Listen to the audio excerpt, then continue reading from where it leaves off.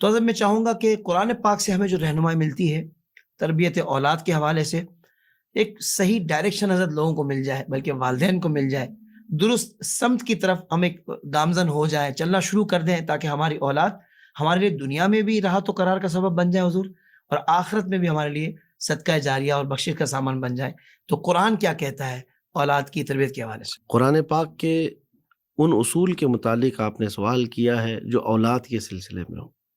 اولاد یقیناً ایک بڑی نعمت ہے، اور ظاہر سی بات ہے کوئی بھی ماں باپ انہیں کھونا نہیں چاہتے۔ صحیح۔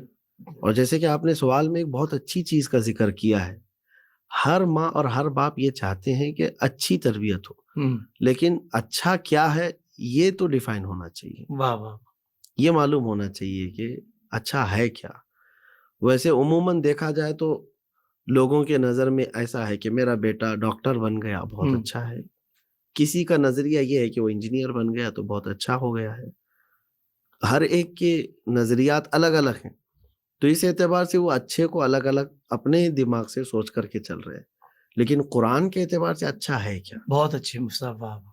ظاہر سی بات ہے، میں نے آپ کو ہو سکتا ہے کسی وقت یہ بھی گفتگو کے دوران عرض کیا ہوں کہ ہمارے پیدا کرنے والا ہی ہمیں زیادہ بہتر جانتا ہے یقیناً کہ ہمارے لیے اچھا کیا ہے اور برا کیا ہے۔ ہم ایک دوسرے کو اتنا نہیں پہچان سکتے، ہم انسان ہیں، ہماری بساط محدود ہے، اور وہ خلاق کائنات ہے جس نے ہم کو پیدا کیا ہے، وہ ہماری ہر شے سے واقف ہے۔ تو آئیں اسی کے کلام سے ہم ڈھونڈتے ہیں کہ اچھے اخلاق کیا ہیں۔ تو قرآن پاک کی سورہ لقمان میں اگر ہم جاتے ہیں 21ویں پارے میں، واہ واہ واہ، لقمان حکیم کی وہ نصیحتیں جو انہوں نے اپنے بیٹے کو کی، بہت اچھے، قرآن پاک نے پوری جگہ دے دی اس کو۔ یعنی ویسے تو نصیحتیں دوسروں کے لیے بھی بہت ساری ہوتی ہیں، ایک بادشاہ اپنے رعایا کو نصیحت کیا ہوگا، پرانے زمانے کی باتیں بہت ساری ہیں، استاد شاگرد کو کی ہوئی نصیحتیں ہیں، لیکن قرآن پاک میں جو ہے نا باپ نے بیٹے کو جو نصیحت کی ہیں جی، اس کا پورا ایک پیج موجود ہے۔ سبحان اللہ۔ تو اس سے اندازہ ہوتا ہے کہ تربیت اولاد کی یہ کتنا بڑا فریضہ ہے ہر ایک پر، ماں باپ پر۔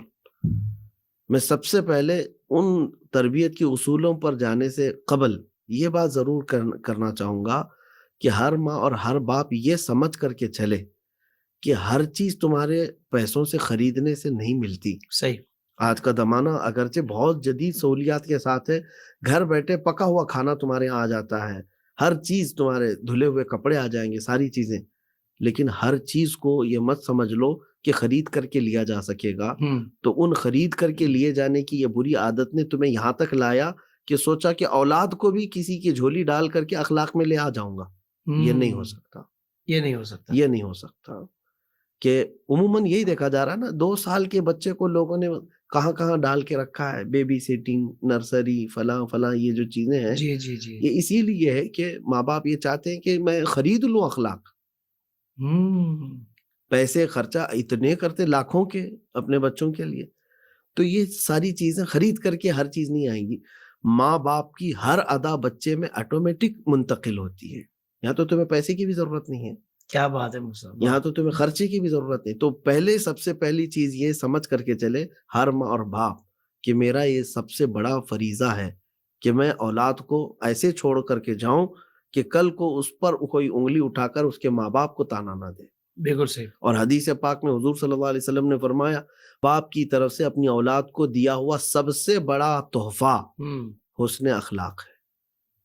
اللہ، اور آج کے ماں باپ کیا سمجھتے ہیں، بیٹی جوان ہو رہی ہے موبائل دے دو، بیٹا جوان ہو رہا ہے بائک دے دو، گفٹ دیا۔ ہر برتھ ڈے کو باپ سے بچے کو گفٹ مل رہے ہیں، ماں سے بچے کو، اور بچے بھی پوچھنے لگ گئے کہ ماں، باپ، ابا میرے لیے یہ گفٹ کیا ہے اس برتھ ڈے کا۔ تو گفٹ جو ہے ہر سال یہ بچہ اپنے ماں باپ سے لے رہا ہے، جمع کر رہا ہے، کبھی موبائل لیا، کبھی بائک لیا، کبھی کچھ، یہ چیزیں چل رہی ہیں۔ لیکن رحمت عالم صلی اللہ علیہ وسلم فرماتے ہیں ماں باپ کی طرف سے دیا ہوا تحفہ اگر دیکھا جائے سب سے بڑا تحفہ حسن اخلاق ہے۔ اللہ اکبر۔ اور اگر یہ بڑا تحفہ نہیں دیا تو گاڑی دلاؤ، گھوڑا دلاؤ، کھلونے دلاؤ، یہ سب تو معدوم چیزیں ہیں، فنا ہونے والی جی چیزیں، جی جی جی، فنا ہونے والی چیزیں ہیں۔ تو جو چیزیں ان کو دینی ہے۔ اب آتے ہیں ہم قرآن کے اصول پر کہ قرآن پاک جو ہے اولاد کی تربیت کے لیے کیا کہتا ہے.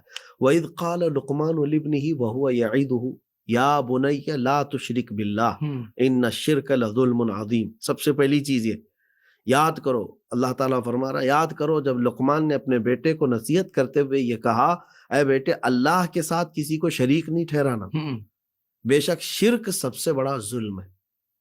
تو پہلی چیز جو اولاد کو سکھانی ہے وہ اخلاق میں وہ یہ ہے کہ شرک نہ ہونے پائے تجھ سے، کیونکہ ماں باپ نے اس معاملے میں اگر اس کو ڈھیلا پن دکھایا باقی سب کچھ سکھا دیا ہو، شرک اور کفر کے معاملے میں اس کو سخت تربیت نہیں دی تو کیا حاصل ہے کہ یہ تو ہمیشہ کا جہنم کا ایندھن بن جائے گا بعد میں. جی جی جی.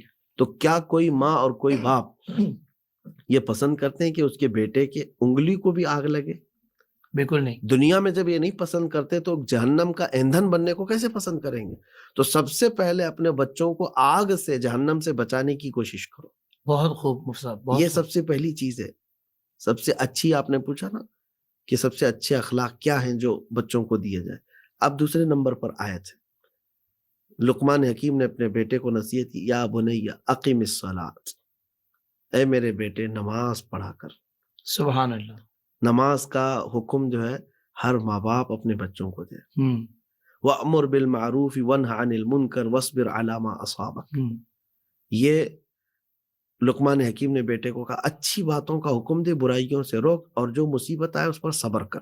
ایک آیت میں کتنی چیزیں ہو گئی، نماز بھی ہے، اچھی باتوں کا حکم دینا، برائیوں سے روکنا اور صبر بھی کرنا. صحیح. 4 اصول یہ بتا دی ایک ہی آیت. اب آگے چلیں